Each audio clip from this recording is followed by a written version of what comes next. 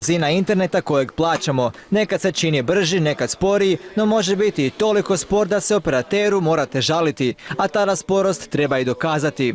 Postoji nekoliko alata za mjerenje brzine interneta koji su besplatni, ali nisu službeni, pa mjerenja nitko ne mora uvažiti. No to se konačno mijenja.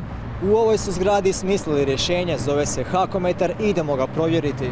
Radi se o programu koji će jednostavno, ali i službeno, mjeriti stvarnu brzinu interneta. Koliko korisnici sumnjaju na svoju brzinu širokopojasnog pristupa interneta, mogu pokrenuti aplikaciju i izvršiti 7 mjerenja unutar 10 dana u vremenskom intervalu od 19 do 23 sata. Tada je promet najgušći i ne smije pasti ispod 50% ugovorene brzine. Primjerice, paket od 4 megabita koji je najčešće u Republici Hrvatskoj, minimalnu brzinu mora imati od najmanje 2 megabita. Znači cijelo vrijeme, cijelog dana? Tako je.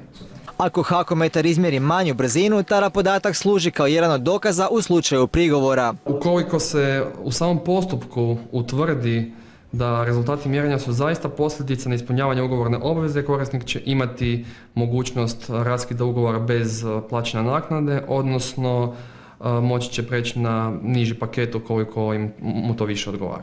Besplatnu aplikaciju Hakom će na svojim stranicama objaviti 5. studenog, kada će svi doznati koliko doista brzo surfaju.